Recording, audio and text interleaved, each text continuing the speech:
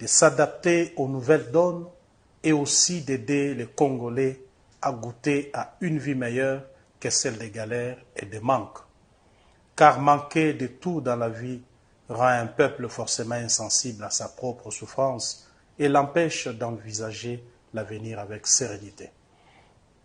Autant l'UDPS a combattu pendant de longues années plusieurs formes de dictature, autant aujourd'hui notre combat doit évoluer et s'orienter dans la recherche du bien-être au quotidien de notre peuple.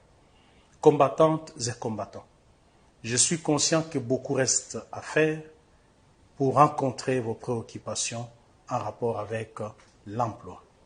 Je voudrais vous rassurer que cette question est au centre des préoccupations du chef de l'État et que le futur gouvernement mettra tout en œuvre pour appliquer sa vision en la matière, afin que les Congolaises et Congolais que vous êtes retrouvent le chemin du travail.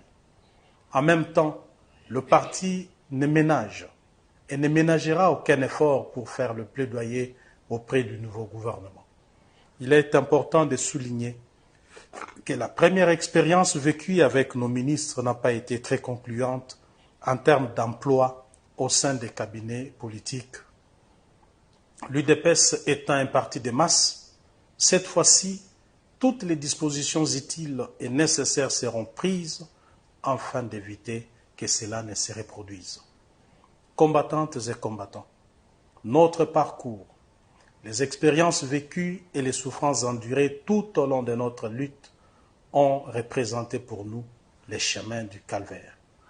Il serait donc inconcevable et dommage qu'à cause de nos petites querelles intestines, l'on perde ses pouvoirs au terme de notre mandat.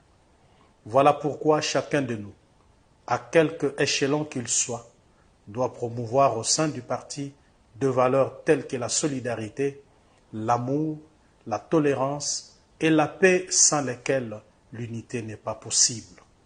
Or, sans celle-ci, aucune victoire n'est envisageable.